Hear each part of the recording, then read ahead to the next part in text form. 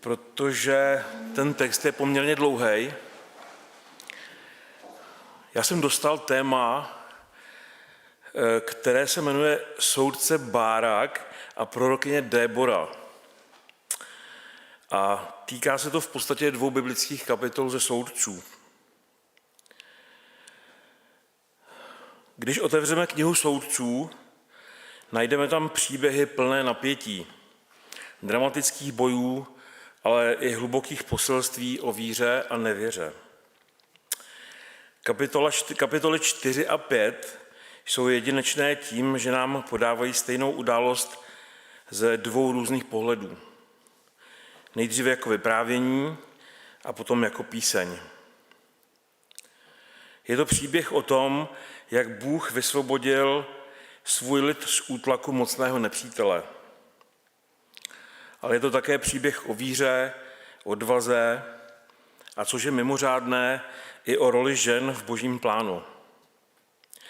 Débora a Jael jsou 2 postavy, které stojí v popředí, zatímco muž, vojevůdce Bárak, hraje spíše druhou roli.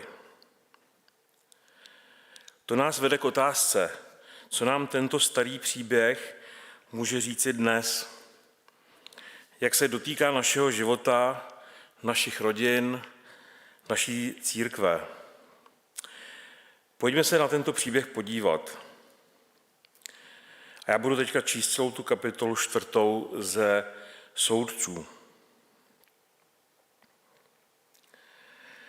Po Ehudově smrti se Izraelci dále dopouštěli toho, co je zlé v Hospodinových očích. I vydal je Hospodin na pospas Jabínovi, králi kenánskému, který královal v Chésoru. Velitelem jeho vojska byl Sísera. Ten sídlil v Charošetu pro národů. I úpěli Izraelci k Hospodinu, protože Jabín měl 900 železných vozů a po 20 let Izraelce krutě utlačoval. Toho času v Izraeli soudila prorokyně Débora, žena Lapidotova. Si dávala pod Débořinou palmou mezi Rámou a Bet-Elem v Efrajském pohoří a Izraelci za ní přicházeli, aby je soudila.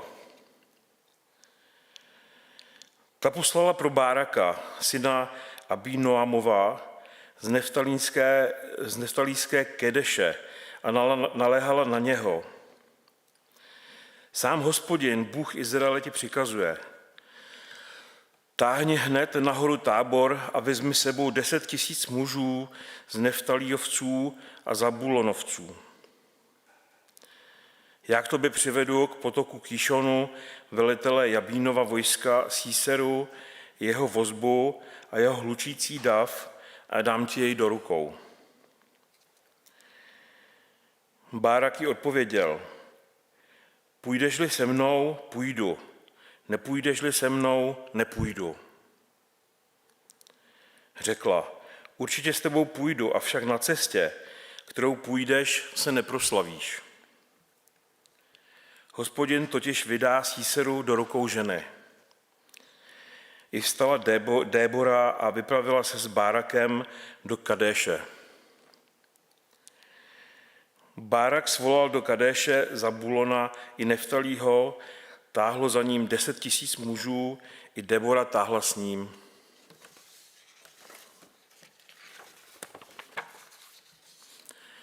A Kaniec Cheber se odloučil od Kajína, od potomků Chobaba, tchána Mojžíšova, a přemístil svůj stan k božišti v Saanajimu u Kedeše.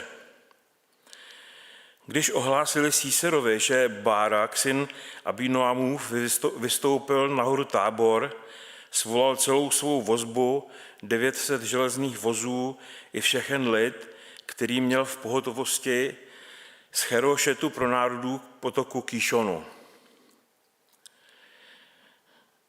Débora vyzvala Báraka: připrav se. Toto je den, kdy ti Hospodin vydal Síseru do rukou. Hospodin sám vytáhl před tebou. I sestoupil Bárak z hory Táboru a za ním 10 000 mužů. Hospodin ostřím meče uvedl ve zmatek Síseru a všechnu jeho vozbu a celý tábor před Bárakem. Sísera seskočil z vozu a prchal pěšky. Bárak pronásledoval vozbu a tábor už k Charošetu pro národů. Až k Charošetu pro národů. Celý Síserův tábor padl ostřím nože. Nezůstal ani jediný. Sísera prchal pěšky ke stanu Jáely, ženy Kénijce Chebera, neboť mezi chasorským králem Jabínem a domem Kénijce Chebera byl mír. Jáel vyšla Síserovi vstříc a zvala jej. Uchyl se, můj pane, uchyl se ke mně, neboj se. Uchýlil se k ní do stanu a ona ho přikryla houní. Poprosil ji, dej mi prosím napít trochu vody, mám žízeň. Otevřela měch s mlékem, dala mu napít a přikryla ho. Na to ji požádal, stůj u vchodu do stanu a kdyby někdo přišel a ptal se tě, je zde někdo? Odpověz není. I uchopila Jáel, žena Cheberova, stanový kolík, vzala do ruky kladivo, přikradla se k němu a vrazila mu stanový kolík do spánku, že proniknul až do země. On totiž tvrdě spal, protože byl unaven. Tak zemřel. A tu, když Bárak pronásledoval Síseru, vyběhla mu Jáel vstříc a volala na něho. Pojď, ukážu ti muže, kterého hledáš. Vstoupil k ní a hle, Sísera leží mrtev a v jeho spánku vězí stanový kolík. Onoho dne pokořil Bůh kenánského krále Jabína před syny Izraele. Ruka Izraelců začala postupně tvrdě doléhat na kenánského krále Jabína, až Jabína krále kenánského zničili. To byla ta první kapitola.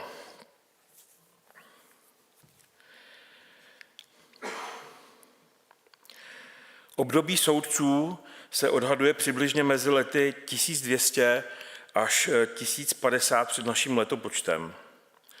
Začíná smrtí Jozue a končí nastolením monarchy nejprve Saula a pak Davida. Izrael jako celek v té době neměl krále. Byl to volný svazek kmenů. Každý kmen měl své vlastní území a žil si po svém. Společnost byla decentralizovaná. V podstatě šlo o městské státy se svými zákony a pravidly. Sousedními národy Izraele byly na severu Kenánci, kde byly městské státy jako Chesor. Toto město bylo potvrzeno i archeology a dnes je možné navštívit jeho vykopávky. Na východě Izraele, přesněji na východ od Mrtvého moře, pak byli Moabci. Severně od Moabců byli Amonci, jižně od Mrtvého moře až k Akabskému zálivu pak byli Midiánci. Na západě od Izraele pak Pelištejci, v místě, které dnes známe pod názvem Gaza a kde dnes probíhá válka s Izraelem. Každý ze sousedů Izraele měl v určité době nad Izraelem převahu. Izraelci byli rolníci a pastevci a nebyli to žádní bojovníci. Železné zbraně neměli nebo jich měli málo. Nepřátelé Izraele, například Kanánci, však měli již v té době vozy a Pelištejci s využitím železa byli technologicky mnohem dál, byli zdatní válečníci. Krátce se zastavím u Pelištejců, protože je to historicky zajímavé. Původem totiž tento národ není semitský. Podle badatelů a věkopávek v pelištejských městech se má za to, že pochází z minojské a mykenské kultury, která je lokalizována do Řecka a na Krétu. Postupně přejali jazyk Kananejců, které si podrobili. Dnešní Palestinci, jakožto dědicové starověkých Pelištejců, však s nimi nemají etnicky nic společného a jsou to potomci semitských etnik, které směřují k Noémovu synovi Šémovi. Toto byl krátký exkurs do stavu tehdejšího Izraele a ukazuje, že z vojenského hlediska byl velmi slabý. Je zřejmé, že bez boží pomoci neměl vůbec šanci přežít.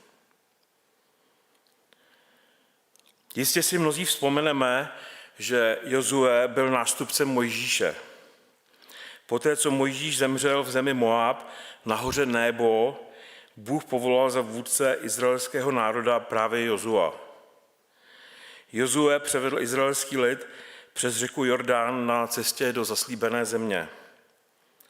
Po příchodu došlo k rozdělení této země mezi jednotlivé kmeny, které pocházely od synů Jákoba.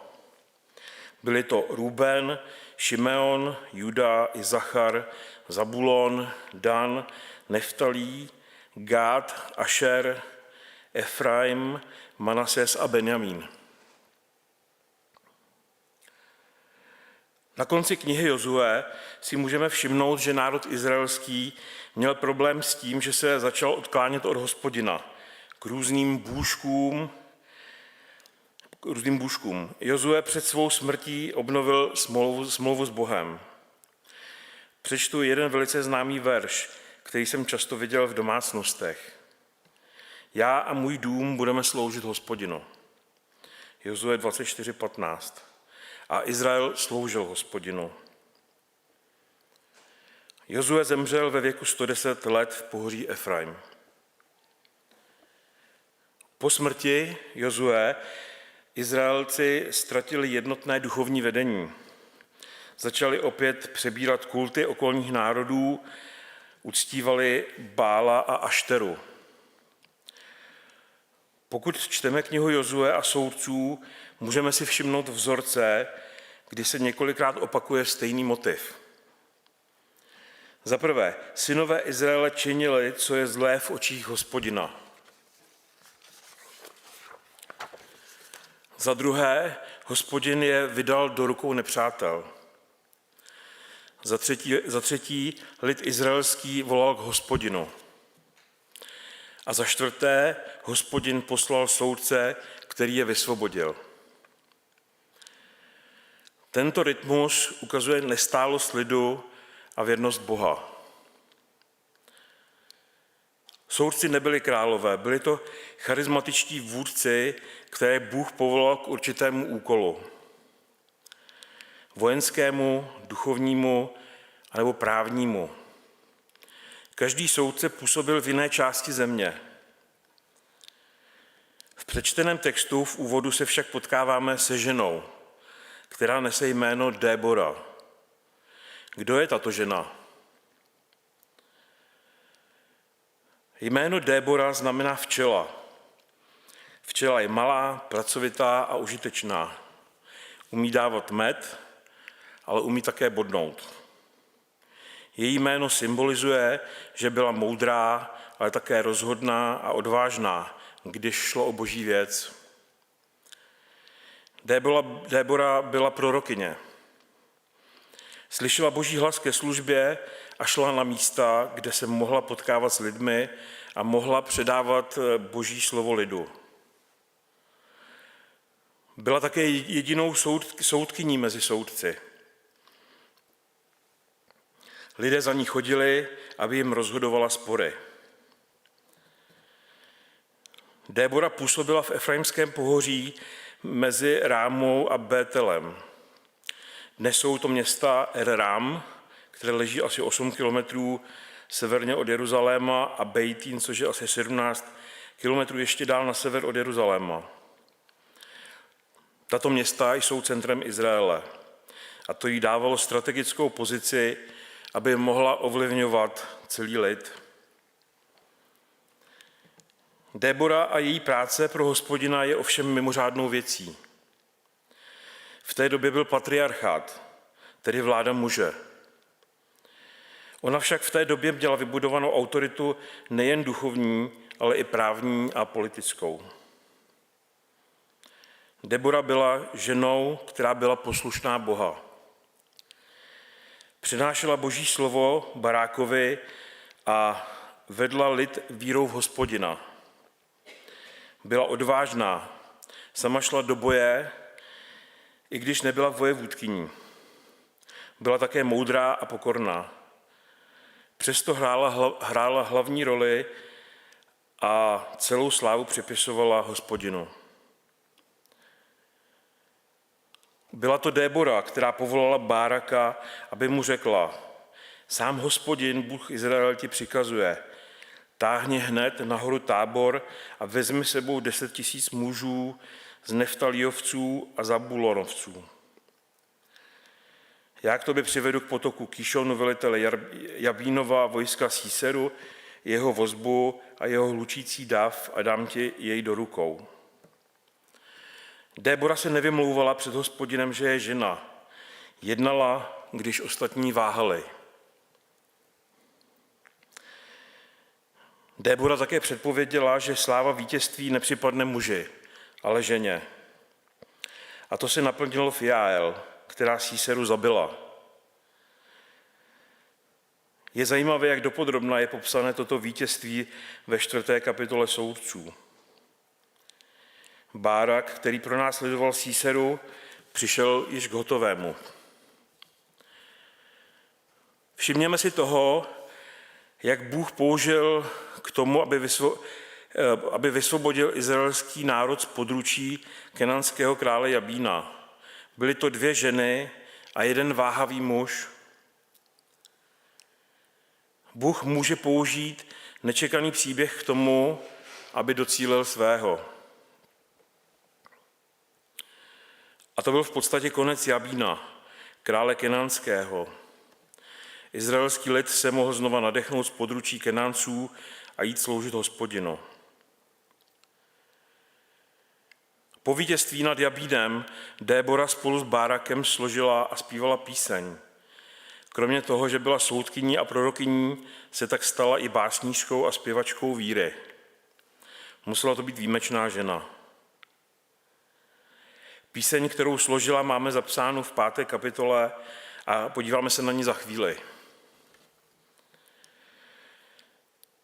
Jaké poselství nám Bůh dává tímto příběhem? Bůh nám ukazuje, že v době duchovního úpadku si Bůh povolává nečekané lidi, aby skrze něj jednal. Bůh povyšuje i ženy, i když společnost ženy často přehlížela. Bůh jim dává důležitou roli. Bůh ženám dává velké úkoly a zároveň jim dává autoritu, která jim umožňuje tyto úkoly splnit. V našem příběhu máme ještě 2 důležité postavy. První z nich je Bárak. Jeho jméno znamená blesk. Toto jméno evokuje rychlost a sílu. Z našeho příběhu jsme mohli ale pochopit, že Bárak rozhodně nebyl bleskem. Byl spíše váhavým mužem. Bárak byl původem z města Kedeš v Neftalímu, v dnešní Sýrii. Kmen Neftalí žil v oblasti pod horou Hermon, což je horské pásmo na hranicích dnešní Sýrie a Libanonu. Zde hranice Izraele sousedila s mocnými kanánskými městy. Bárak, který pocházel z pohraničí, kde lidé neustále čelili útokům. Přestože Bárak asi nebyl úplně dobrým vojevůdcem, Bůh ho povolal skrze Déboru, aby vedl 10 000 mužů z Neftalí a Zabulonu a šel bojovat s Jabínovými vojsky. Bárak byl váhavý člověk a bál se převzít odpovědnost. Řekl tedy Déboře: půjdu jen když půjdeš se mnou. A Débora souhlasila. Zároveň ale prorokovala, že sláva vítězství nepřipadne jemu, ale ženě. Už jsme o tom mluvili. Bárak měl sice váhavost, ale byl schopen poslechnout Boží hlas, který přišel přes Déboru. Bárak přes jeho váhavost tak sehrál významnou úlohu. Vedl vojsko a v poslušnosti šel do boje proti dobře vyzbrojené armádě krále Jabína. Nebyl tím, kdo byl nejdůležitějším v tomto boji. Podle toho, co máme zaznamenáno v knize Soudců, byli stejně důležití všichni aktéři příběhu. Débora, Barák i Jael. Bárák si nevěřil a potřeboval oporu, kterou mu Bůh dal v podobě Débory. Co je ale důležité, jak jsem již říkal, byl poslušný a šel splnit úkol navzdory svým vlastním pochybám.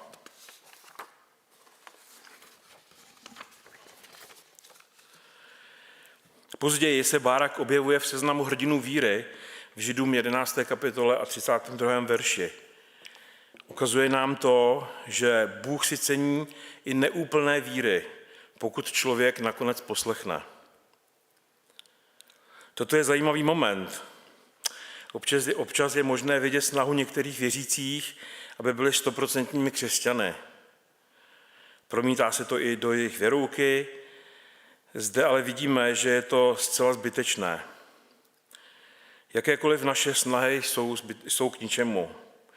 Bůh po nás chce jediné, abychom v poslušnosti přijali úkoly, které pro nás připravil.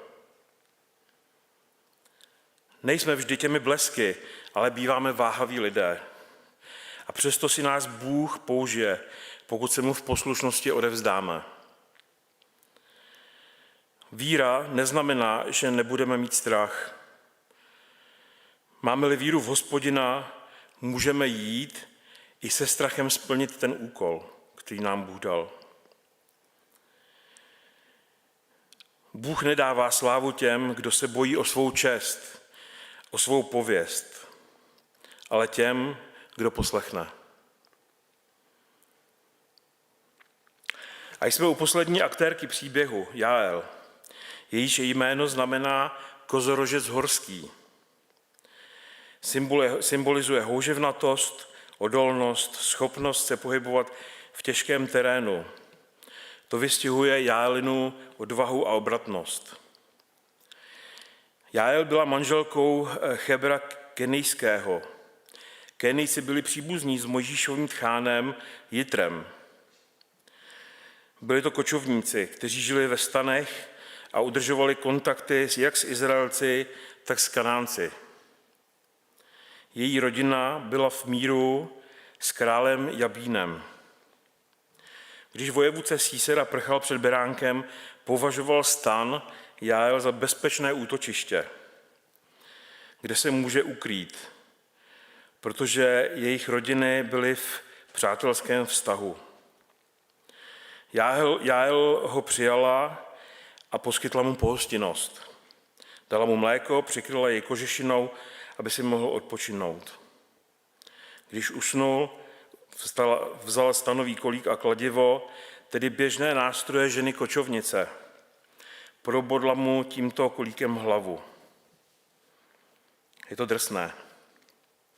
Sama, bez vojska, bez výcviku, tímto činem ukončila válku, která osvobodila Izrael od útlaku nepřátel. Nepoužila meč ani oštěp, ale to, co měla po ruce, kolík a kladivo. Jael touto událostí splnila Débořino proroctví, že sláva vítězství připadne ženě. Jael nebyla Izraelka, ale cizinka. Přesto se stala nástrojem Boží spásy. Bůh může použít i člověka, kterého bychom nečekali. Odvaha není otázkou pohlaví nebo síly, ale víry a rozhodnutí. I obyčejné věci, kolík a kladivo, se mohou stát v Božích rukou zbraní k vítězství.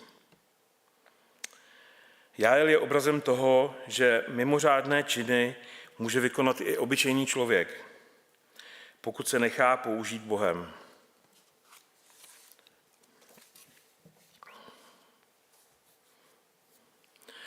Celý příběh Débory, Báraka a Jael nám ukazuje, že víra v Hospodina a poslušnost je důležitější než vojenská síla. Sísera měl moderní armádu a vozy. Débora a Bárak měli důvěru v Boha a poslechli a splnili každý z nich svůj úkol. A to je odkaz i pro nás. I když jsme slabí, pokud se odevzdáme Bohu a poslechneme jej, dá nám úkoly, které budeme moci splnit. A je lhostejné, jestli je to muž nebo žena. Pán Bůh si dokáže povolat nečekané lidi k tomu, aby udělali nečekanou práci na jeho díle.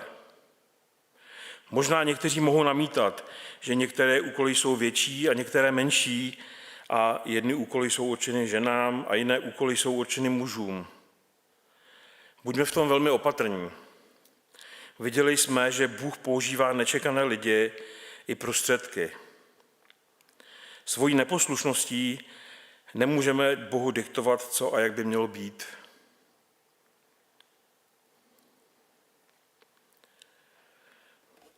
Můžeme se ještě chvíli zastavit u té následující kapitoly. Především je potřeba říct, že 5. kapitola soudců je zcela odlišný žánr, nežli předchozí 4. kapitola, která vyprávěla tehdejší události a skutečnosti jako příběh. 5. kapitola se dá označit jako starověká vítězná píseň nebo hymnus. Je to poezie, nikoliv kronika. Jako výrazové prostředky používá obrazy, přirovnání a ironii. Tento text se často bere jako jeden z nejstarších textů Bible. Je zde mnoho prvků staré hebrejštiny, proto je tento text cenný jako okno do víry raného Izraele. Já teďka přečtu tu 5. kapitolu. Onoho dne zpívala Débora a Bárák, syn Abí Noamův. Vlas bojovníků v Izraeli volně vlaje, že se dobrovolně sešel lid, dobrořečte Hospodinu. Slyšte králové, poslouchejte hodnostáři, já budu pět Hospodinu, já mu budu zpívat žalmy Hospodinu, Bohu Izraele. Hospodine, když si táhl ze Seiru, když si vykročil z edomského pole, země se třásla, z nebes kanuly krůpěje. Ano, z oblaků kanuly krůpěje vod. Hory se zapotácely před Hospodinem, Bohem ze Sínaje, před Hospodinem, Bohem Izraele. Ve dnech Šamgara, syna Anatova, ve dnech Jaelních byly opuštěny stezky. Kdo se vydávali na cesty, vydali se po stezkách křivolakých. Opuštěn byl venkov, pusto bylo v Izraeli, až jsem povstala já, Débora, povstala jsem jako matka v Izraeli. Kdykoliv se lid volil nové bohy, rozpoutal se v branách boj, ale ukázal se štít nebo kopí mezi 40 000 Izraeli. Mé srdce je s těmi, kdo třímají v Izraeli palcát při dobrovolnících v lidu. Dobrořečte Hospodinu. Vy, kteří jezdíte na bělavých oslicích, kdo si dáváte na kobercích, kdo se ubíráte cestou, rozvažujte. Vzdálených hluku střelců mezi napajedly, tam ať opěvují spravedlivé činy Hospodina, spravedlivé činy jeho vojevůdce v Izraeli, když lid Hospodinův sestoupil k branám. Procitně, Déboro, procitně, píseň pěj, povstaň Báraku, odveď se své zajetce, synu Abí Naomův. Tehdy ten z lidu, kdo vyvázl, pošlapal urozené. Hospodin mi dal pošlapat bohatýry. Z Efraima ti, kdo z něho vzešli, bojovali s Ámálekem. Benjamíne, za tebou táhli tvé zástupy. Z Makíra se stoupili ti, kdo třímají palcát, ze Zabúlona ti, kdo nosí velitelskou hůl. Isacharští velmožové šli s Deborou. Isachar hned za Bárakem, vyslán do doliny, šel mu v patách. Avšak u potoků Rúbenových bylo velké zasedání. Proč si zůstal sedět mezi ohradami, abys naslouchal, jak svolávají stáda? U potoků Rúbenových bylo velké rokování. Gilead si zůstal za Jordánem. A proč Dan pobývá jako host na lodích? Ašer se usadil na pobřeží moře, při svých zálivech si zůstal. Zabulon je lid, který dokázal nasadit svůj život, rovněž Neftalí na výšinách pole. Přišli králové a bojovali. Tehdy bojovali kanánští králové v Tanaku. Při vodách magických stříbra se však nezmocnili. Z nebes bojovali hvězdy, bojovali ze svých drah se Síserou. Potok Kýšon odplavil ty krále, potok prastarý, ten potok Kýšon. Jen je mocně pošlapej, má duše. Tehdy dupala kopyta koní, stateční cválali ostrým tryskem. Proklejte Méros, velí Hospodinův posel. Uvalte na jeho obyvatele kletbu. Nepřišli na pomoc Hospodinu proti bohatýrům. Požehnána buď nad jiné ženy Jael, žena Kenijce Chebera, nad jiné ženy ve stanech buď požehnána. Požádal o vodu, poskytla mléko, v koflíku urozených podala smetanu. Rukou chopila stanový kolík, pravicí pádné kladivo udeřila Síseru a roztříštila mu hlavu. Probodla a prorazila jeho spánky. Kleslý k nohám, padl, zůstal ležet, k nohám jí klesl. Padl, tam klesl a padl zabitý. Síserova matka vyhlížela z okna, naříkala za okenním mříží. Proč tak dlouho nepřijíždí jeho vůz? Proč mešká hřmot jeho vozby?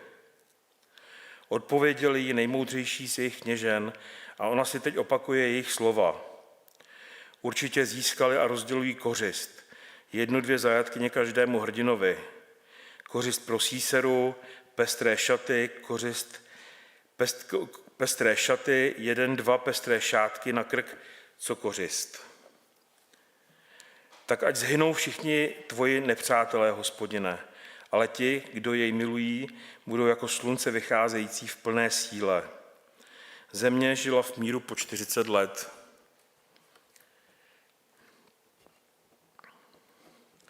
Je poměrně těžké vysvětlit hloubku tehdejších písní. Pokusím se o vysvětlení jednotlivých veršů oné písně Debory a Báraka tak, jak jsem to dohledal. Ke každému verši písně, což může být i několik veršů v 5. kapitole, řeknu kratičký výklad a klíč, který nám ukáže, co je cílem toho verše. Verš 1. až 3. Úvodní výzva chvále.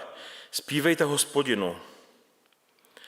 Když se vůdcové chopí vedení a lid se dobrovolně nabídne, je to důvod k díkům. Klíč. Vítězství začíná ochotou lidí a vedením, které se nezalekne. Další verš 4 až 5. Boží příchod. Obraz Boha, který vychází z jihu. Země se chvěje, nebesa kápou, hory tají. To je poezie, která říká, Bůh sám zasáhl. Obraz deště znamená rozvodněný Kýšon, který způsobil, že kola vozů se zablátila a bylo obtížné, aby 900 vozů mohlo projet touto řekou. Klíč. Nešlo jen o chytrou taktiku. Příroda posloužila Bohu v boji s vojsky Jábína. Temné poměry před záchranou. Verš 6 až 8. Cesty pusté, vesnice opuštěné. Otevřená sídla bez ochrany. Lidé se báli, zvolili si nové bohy. Toto je obraz duchovního úpadku. Klíč. Útlak není jen politický, začíná modlou v srdci. Opouštíme Hospodina.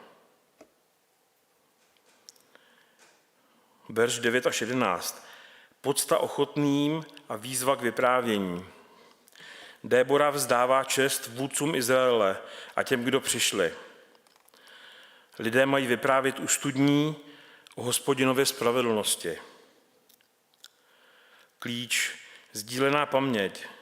Když Bůh jedná, povídejme si o tom, dávejme svědectví o Boží velikosti. Verš 12. Probuzení k akci.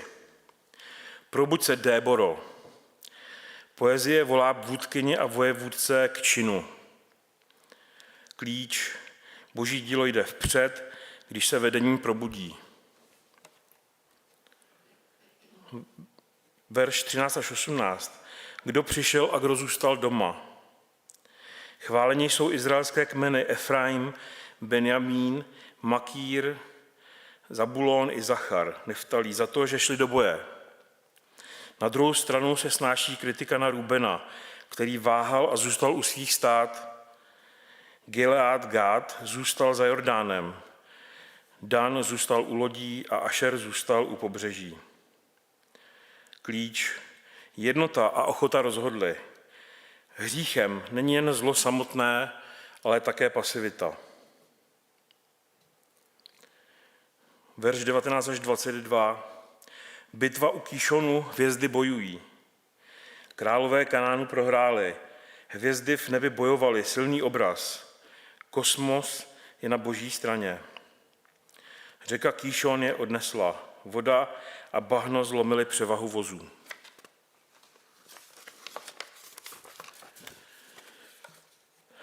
Klíč.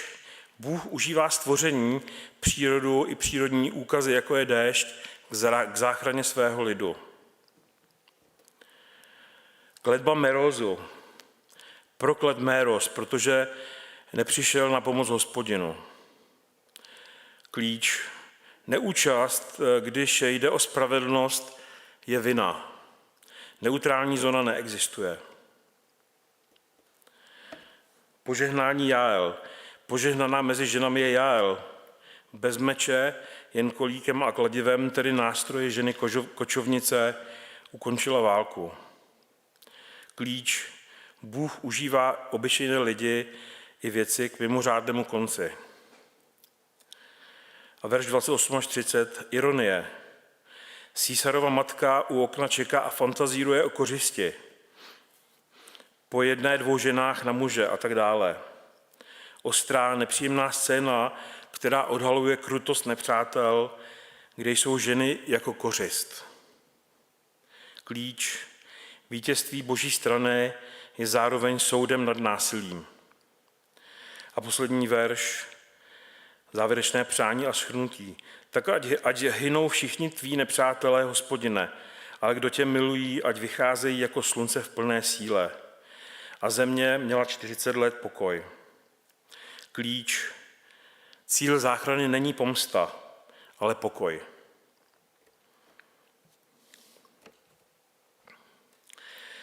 Mohli jsme se dnešní večer prokousat poměrně obtížným biblickým textem ze Soudců 4. a 5. kapitoly.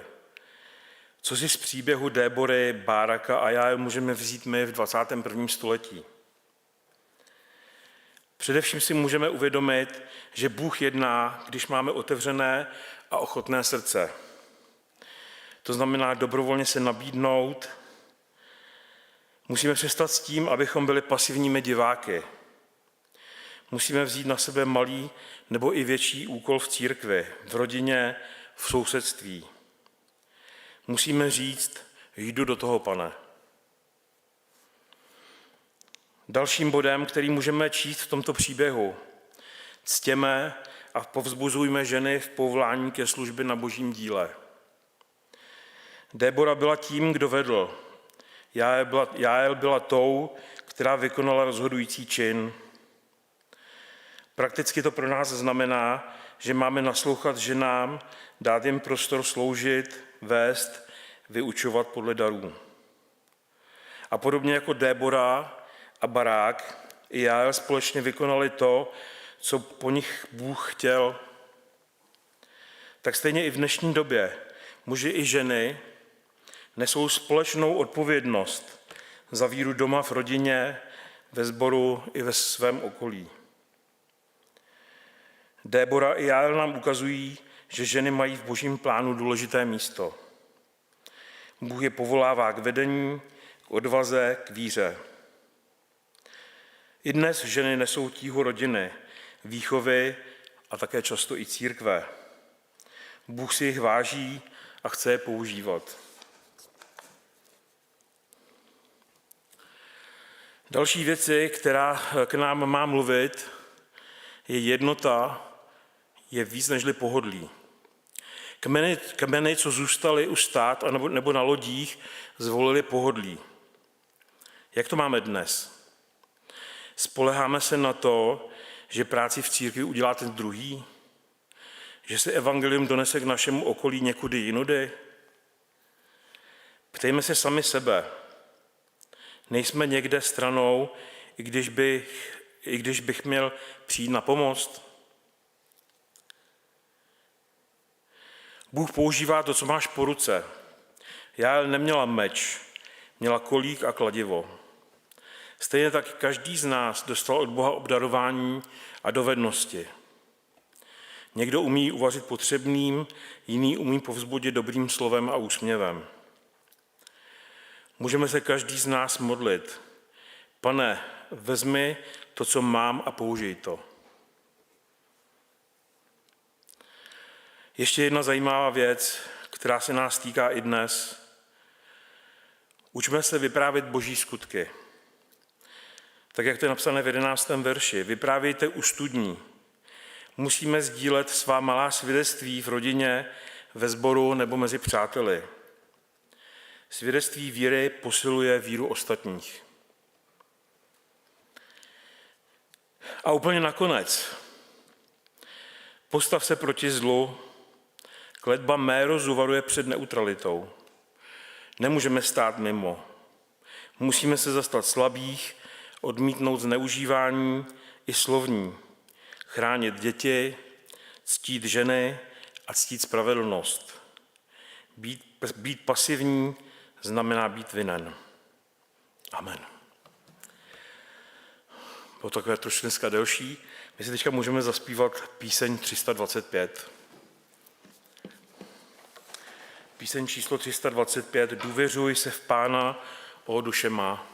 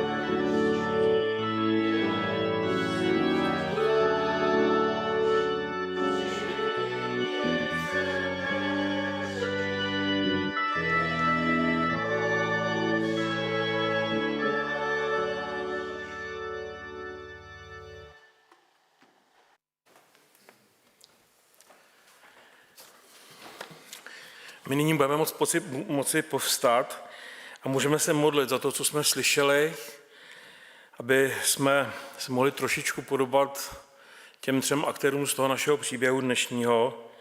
Můžeme se modlit za to, aby nás Pán Bůh povolal do služby, aby my jsme byli schopní poslechnout a do té služby jít, aby jsme se mu mohli odevzdat plně. A můžeme se modlit i za náš sbor a za tu práci, která nás tady čeká, i za nemocné a za lidi na okraji sboru. Můžeme povstat.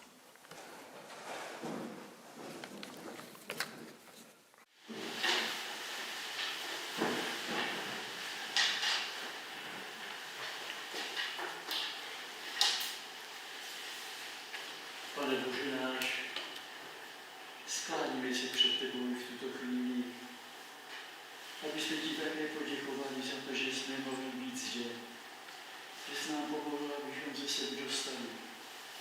A tak děkujeme i za prožitý tento večer, že se nám to neposlouchalo moc dobře, protože známe ty války, které jsou i v dnešní době na všech místech. A tak, Pane, kež by si ukončil na těch místech, kde se stále jedná o míru a nedojdou k tomu. Ale ty znáš nejlépe, proč toto všechno se děje. Že musíme si přivlastnit ty věci, které nám někdy tomu pomáhají. I když si nemyslíme, že jsme ve válce, ale odpusť nám, Pane, že se málo modlíme za to, za pokoj, který tak potřebujeme, aby ho máme v naší zemi, aby jsme ti za to děkovali. A tak velice prosím, Pane Ježíši, aby ty si nám nechal tvoje slovo, kterému líp rozumíme a radši ho posloucháme. Ale jsou to věci, které proběhly a vidíme tvůj lid, jak vítězí jenom tehdy, Pane, když jsi byl ku pomoci. A tak tě prosím, aby si nám pomohl také, když nemáme dost síly k tomu, aby jsme ti sloužili, abychom pracovali na tvém díle. Pane, prosím, pomoz nám. Dáš nám dožít ty neděle, prosím, také, aby si nám požehnal. A požehnej všem, kteří budou sloužit. Prosím, Pane Ježíši, aby ty jsi byl ten, který nám budeš dávat ten tvůj pokoj, jak poznávat a prožívat ten tvůj pokoj. A tak prosím, zůstaň s námi i tento večer, zbytek tohoto večera. Amen. Amen.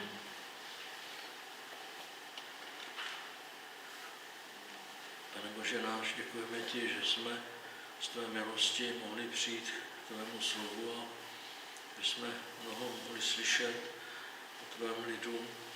Pane, dej, abychom nebyli jako oni a nešli za cizími bohy, za tím, co hledá tento svět a co ten zlý nabízí, ale abychom hledali tebe, protože ty chceš dát vítězství. Pane, dej, abychom byli jako Debora a Barák, abychom byli ochotní poslechnout tebe a co ty říkáš, abychom konali. Prosíme, požehnej tvé slovo v našem sboru. Prosíme za všechny sloužící slovem i při modlitevních chvílích. Zmocni je, Pane, svým duchem. Prosíme za jednoho každého člena. Dej nám touhu po tobě žít podle tvé vůle. Prosíme i za ty, kteří se ještě pro tebe nerozhodli, z našich dětí, z našich blízkých. Pane, abys je volal svým hlasem. A tak buď s námi, požehnej i nedělní shromáždění. Amen. Amen.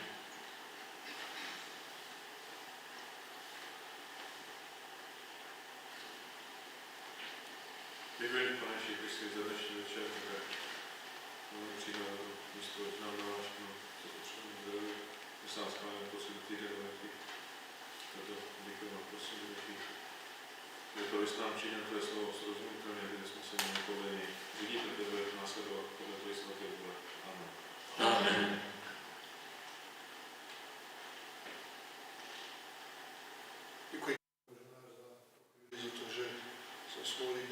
jsi zde v tom domě. Je to tvoje milost, Pane, děkuji ti za zdraví, za pokoj, za tvoje milosrdenství, které můžeme používat. Také děkuji za to, že nadáváš své slovo. Prosím tě, aby si spožil ty sami to dnešní slovo, Pane, dal nám moudrost, rozumělost, abychom dokázali rozpoznat, jak se máme chovat, jak žít, Pane. Prosíme tě za požehnání našeho sboru, Pane, prosíme tě za nemocné našeho sboru. A také tě prosíme i za tvou přítomnost nadále v našem každodenním životě. Amen. Amen.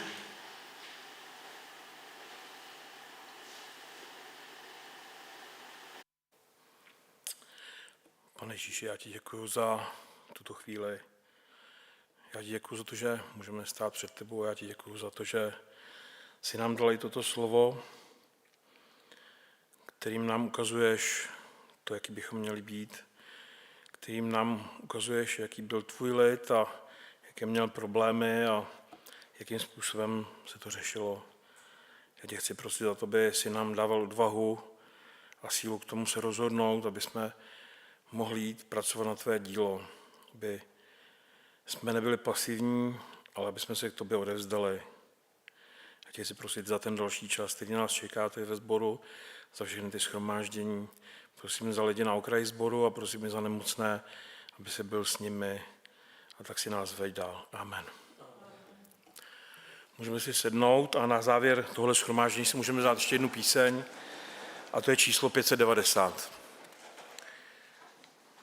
Píseň číslo 590, až potud nám pomáhal Hospodin z milosti.